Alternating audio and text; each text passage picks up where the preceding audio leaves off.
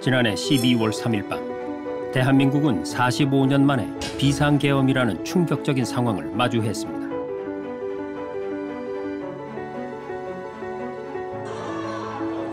민주주의를 지키기 위한 국민들의 성숙한 선택은 다시 한번 역사에 기록됐습니다.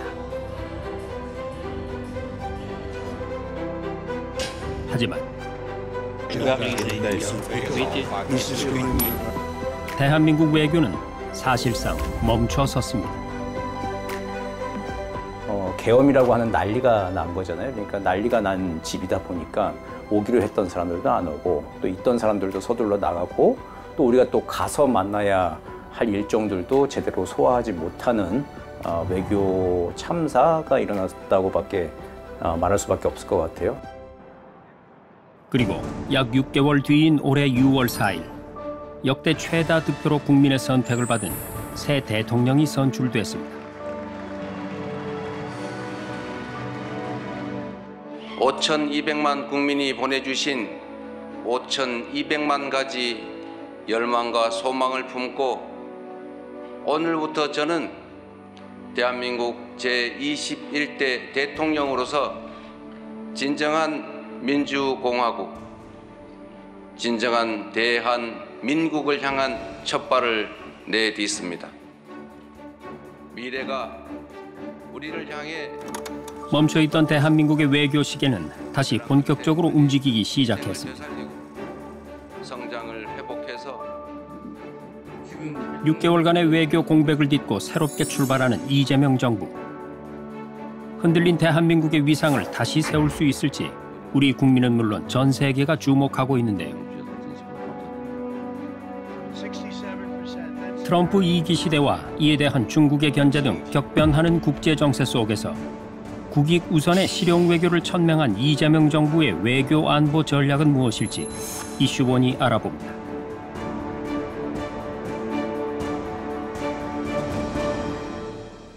정쟁 수단으로 전락한 안보와 평화, 무관심과 무책임으로 무너진 민생과 경제, 그리고 장갑차와 자동소총에 파괴된 우리의 민주주의를 다시 일으켜 세울 시간입니다.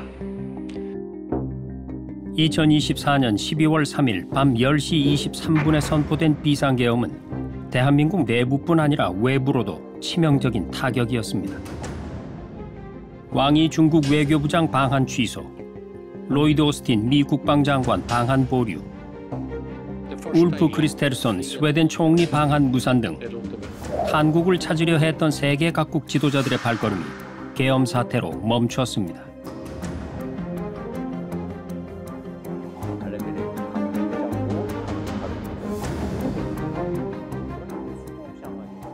그냥 일반 비즈니스 하시는 분들한테도 무역하시는 분들한테도 이거는 대외 신인도 하락 문제 그리고 리스크 안 그래도 분단 때문에 코리아 리스크 하는데 거기에 우리가 자책골로 하나 더 얹은 꼴밖에 안 되기 때문에 이거 굉장히 좀 외교적인 대참사 추락이 일어났다밖에 그렇게 말할 수밖에 없을 것 같습니다.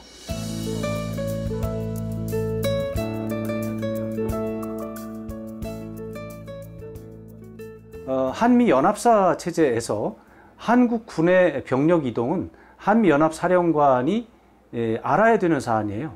근데 이런 부분을 무시하고 윤석열 전 대통령과 그 추종 세력이 병력을 움직였단 말이죠. 이런 부분에 대해서 미국이 아마 큰 충격을 받은 걸로 제가 이해를 하고 있고요. 국제사회의 충격도 컸습니다. CNN은 한국의 민주주의가 위기에 처했다고 보도했고 BBC는 아시아의 민주주의 모범국이 혼란에 빠졌다고 전했습니다. 잇따른 부정적 보도 속에 대한민국은 정치 위험 국가로 분류되기 시작했고 그에 따른 경제적 충격도 즉각적으로 나타났습니다. 실제 이제 계엄 직후에 통계를 본다 그러면은 한 일주일 사이에 1조 원 이상이나 이제는 외국인 자금이 빠져나간 것으로 이제 조사가 됐거든요. 그러다 보니까 환율 자체가 굉장히 요동쳤던 부분이 있습니다. 계엄 직후에 1,440원까지 이제 오른 적이 있었거든요.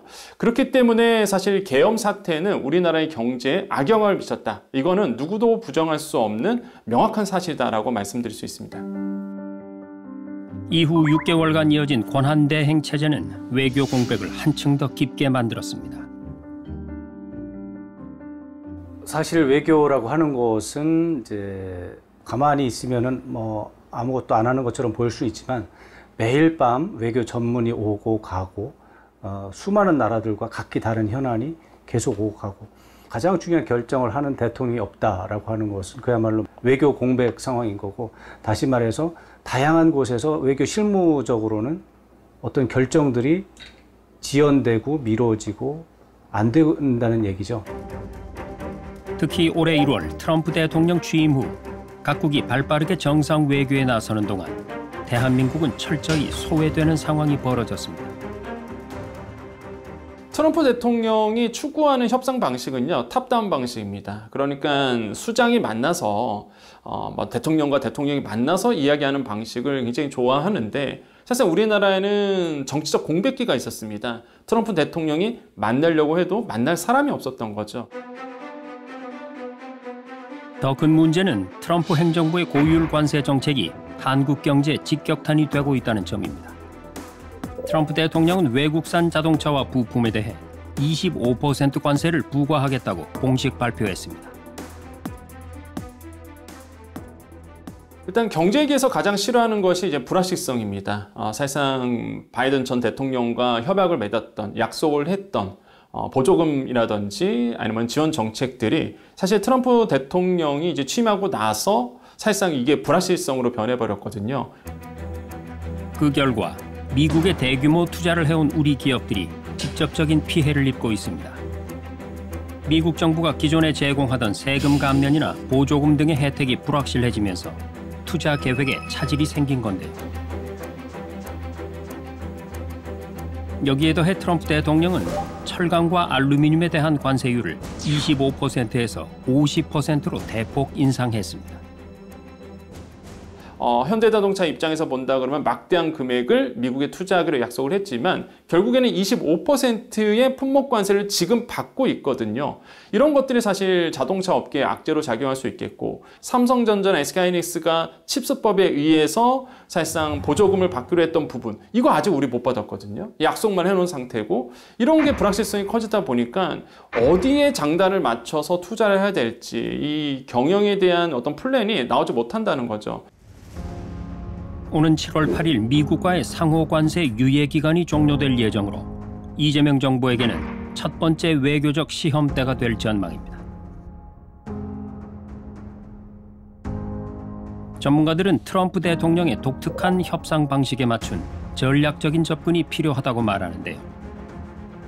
이재명 대통령은 후보 시절부터 한미 관계에 대한 명확한 외교 철학을 강조해왔습니다.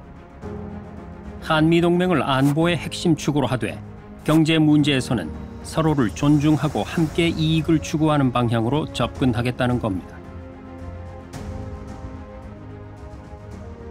그리고 한미 통상 문제가 많이 걸려 있는데 시간이 너무 없죠. 근데 저는 그런 생각을 합니다. 외교라고 하는 것은 쌍방에게 이익되는 방향으로 하는 것 아니겠습니까? 어느 나라는 이익을 보고 어느 나라는 일방적으로 손해보는 그런 건 외교라고 하지 않죠. 또 한미 간은 동맹관계 아닙니까?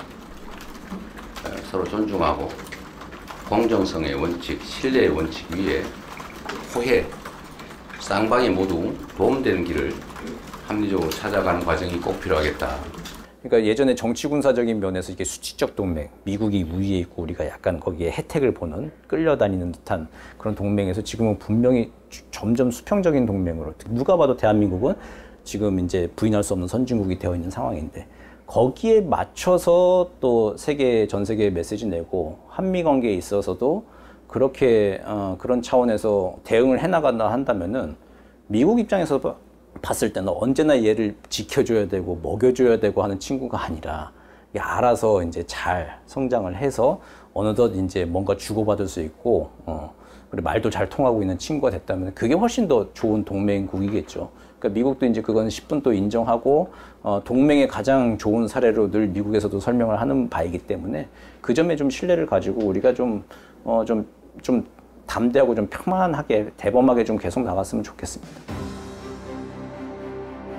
지난 6월 6일 밤 이재명 대통령은 트럼프 대통령과 첫 정상 간 통화를 했습니다. 두 정상은 굳건한 한미 동맹의 중요성에 공감하고 새로운 리더십 아래 양국 관계의 발전적 미래를 만들어가기로 했는데요.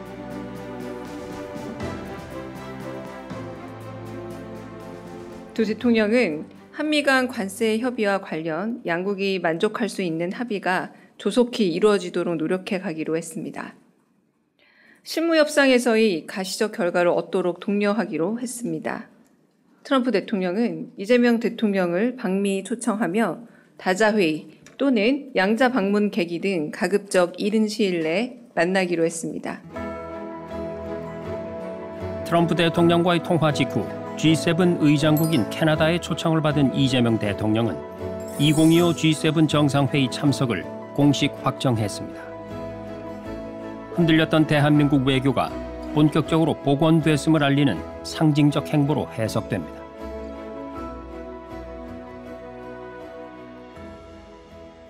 사실 G7 정상회의라고 하는 것이 전 세계 최고 선진국 7개 나라의 연례 회의이기 때문에 이런 나라에 정례적으로 초청을 받아서 회의에 가서 의견을 개진하고 하는 것은 대한민국이 쉽게 말해서 세계 탑10 정도의 국력을 인정받아서 글로벌 거버넌스, 국제사회를 공동으로 주도하는 이런 회의체의 정식 멤버, 거의 정식 멤버와 다름없는 이런 존재로 인정받는 것입니다.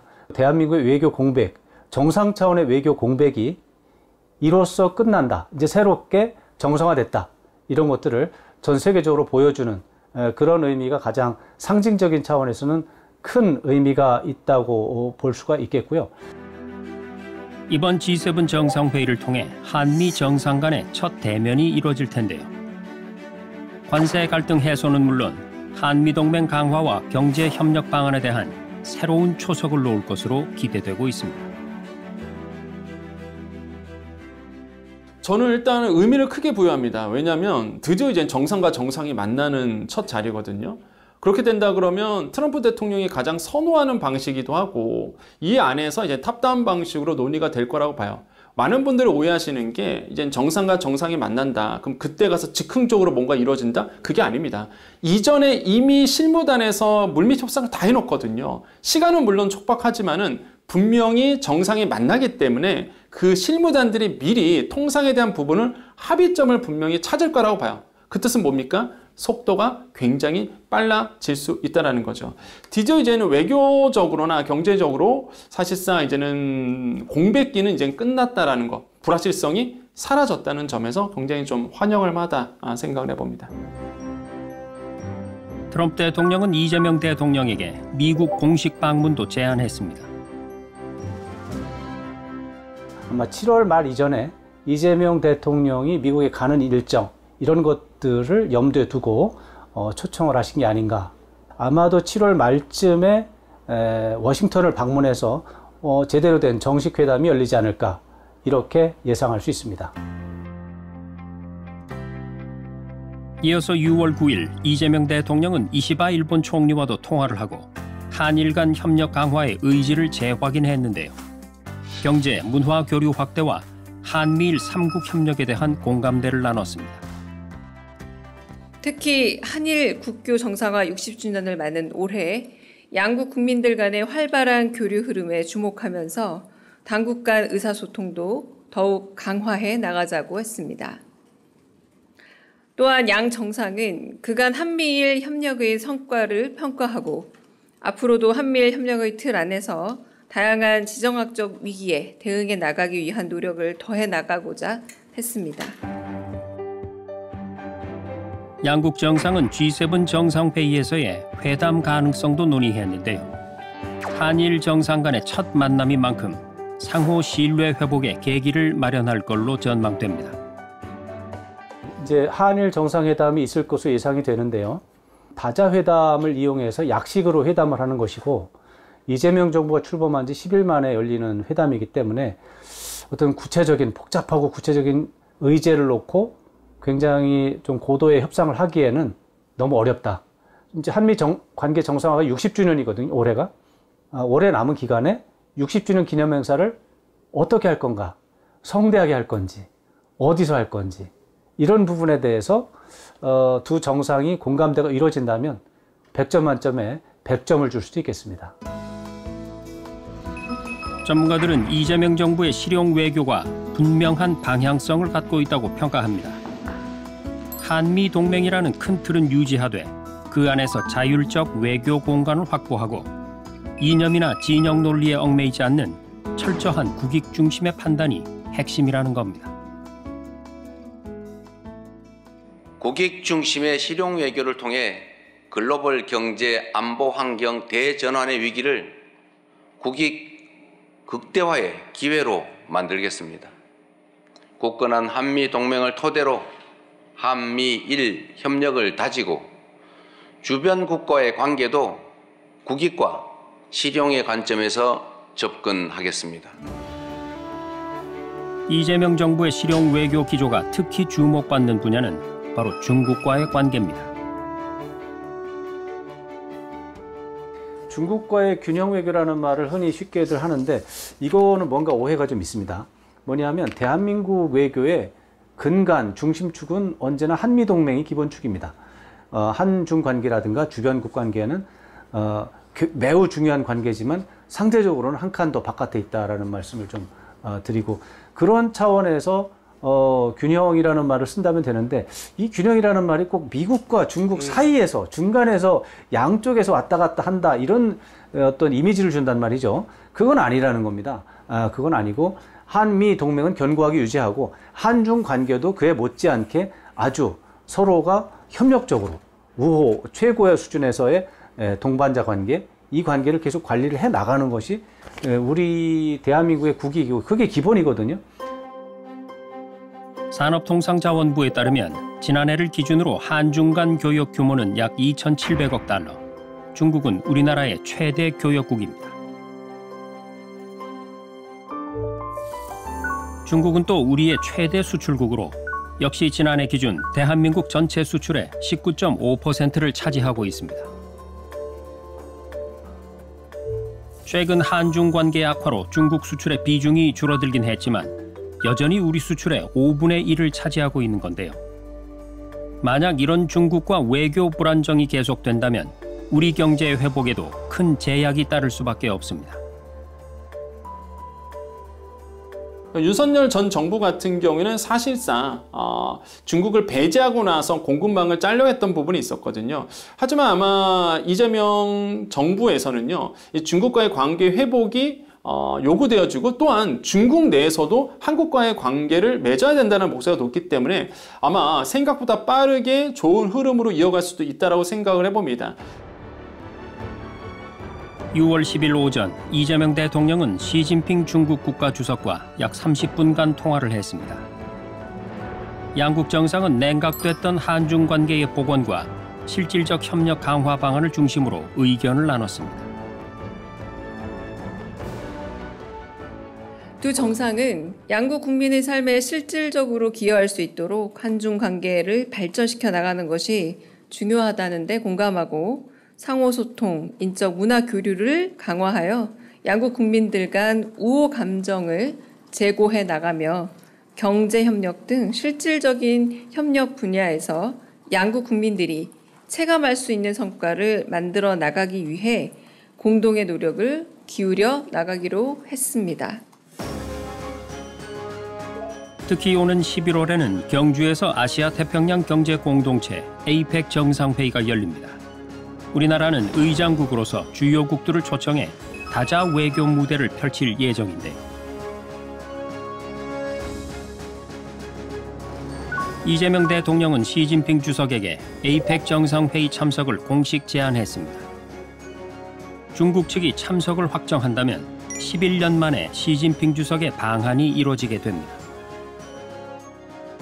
시진핑 주석이 하루나 이틀 먼저 한국을 국빈 방문하는 형태로 와서 한중 정상회담을 하고 또 APEC 정상회담 일정을 같이 하는 이런 수순이 전개가 된다면 제가 볼 때는 한중 관계 개선에 획기적인 전환점이 될 것으로 기대합니다. 오는 6월 24일부터는 나토 정상회의가 개최됩니다. 이재명 대통령이 참석하게 되면 두 번째 다자 외교 무대가 될 텐데요. 유럽 주요국 정상들과의 활발한 외교 행보가 이어질 것으로 전망됩니다. 실용과 상호 이익이라는 확고한 외교 철학과 더불어 이재명 정부의 안보 정책 또한 명확한 목표를 갖고 있습니다. 바로 국민을 위한 평화가 핵심인데요. 북한의 핵 위협과 러시아와의 군사 협력, 미중 갈등의 심화까지 한반도를 둘러싼 복잡한 안보 환경에서 이재명 정부의 안보 정책은 어떻게 펼쳐질까요? 아무리 비싼 평화도 전쟁보다는 낫습니다. 싸워서 이기는 것보다 싸우지 않고 이기는 것이 더 낫고 싸울 필요 없는 평화가 가장 확실한 안보입니다. 이재명 정부는 한미 동맹을 기반으로 한미일 3국 협력을 지속한다는 방침입니다. 대한민국은 현재 세계 5위의 군사력을 보유하고 있습니다. 그러나 이재명 정부는 든든한 힘 위에 대화를 우선하는 평화 중심의 접근을 강조하고 있습니다. 이재명 대통령의 이제 그 국방 문제에 대한 기본적인 입장이 아주 어떻게 보면 손자병법에 나오는 부분인데, 전쟁을 해서 이기려고 노력하는 것도 중요하지만 전쟁을 하지 않도록 만드는 것이 훨씬 더 좋은 것이다. 이에 따라 북한과의 관계에서도 새로운 접근 방식이 전개될 것으로 보입니다. 강력한 국방 군사력, 큰 국력, 그리고 한미 동맹, 그리고 대한민국의 세계 5위에 이르는 막대한 군사력으로 단단하게 지키되 싸울 필요가 없도록 대화하고 설득하고, 평화가 와야 주식시장도 조금 나아질 것 아닙니까? 평화가 와야 외국인 투자자가 국내 투자도 안심하고 할 것 아닙니까? 이재명 대통령의 대북과는 명확합니다. 세계 5위의 군사력으로 확실히 억지하되 대화를 통해 평화를 만들겠다는 겁니다. 전문가들은 남북 간 긴장이 완화되면 외국인 투자 유입은 물론이고 국내 경기 회복에도 긍정적인 효과가 있을 것으로 분석합니다. 이제는 이런 지적적 리스크를 해소할 수 있는 중국과의 관계를 통해서 아니면 러시아의 관계를 통해서 북한을 압박할 수 있는 이런 어떤 환경이 만들어져야 되거든요. 이런 점들을 우리가 좀 기대해 볼 만하다 이렇게 생각을 해보죠. 새로운 대북 접근법인 이른바 용미 통북 전략도 주목받고 있습니다. 북미 관계가 진전될 때 그 북미 관계 진전에 남북 관계도 올라탈 것이냐 말 것이냐 결정해야 되는데, 지금 새 정부는 어쨌든 남북 관계 발전도 올라타겠다라고 하는 입장을 가진 정부잖아요. 그러니까 우리가 지금 북한과 직접 대화할 수는 없지만 미국을 통해서 우리가 하고 싶은 이야기를 전달을 하고, 용미 통북이라고 해서 미국을 활용해서 북한과 통한다라고 하는 굉장히 좀 전향적이고 진취적인 패러다임으로 우리의 평화, 우리의 이익, 이걸 찾아오는데 적극적으로 매진을 해야 할 때라고 생각을 합니다. 우리 대한민국이 하면 세계의 표준이 될 것입니다. 산업화와 민주화를 동시에 이룬 유일한 나라. 세계 10위의 경제력과 5위의 군사력을 보유한 나라. 그리고 K컬처로 세계를 사로잡은 나라. 대한민국은 이미 불가능을 가능으로 만들어온 역사를 가지고 있습니다. 비상계엄이라는 위기 앞에서도 굳건하게 민주주의를 지켜낸 대한민국 국민의 성숙한 모습과 회복력에 전 세계는 찬사를 보냈습니다.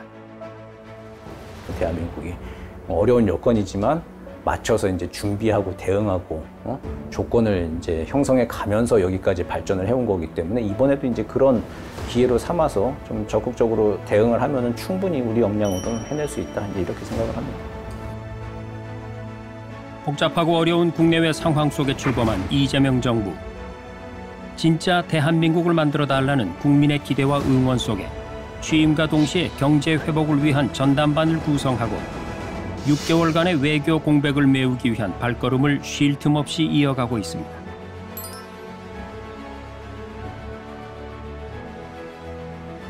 이재명이라는 사람이 그동안에 보여온 진심이나 역량을 바탕으로 해서 그래도 국민들한테 뭔가 성과물을 선물처럼 안겨주지 않을까 하는 기대, 그게 제일 클 것 같습니다.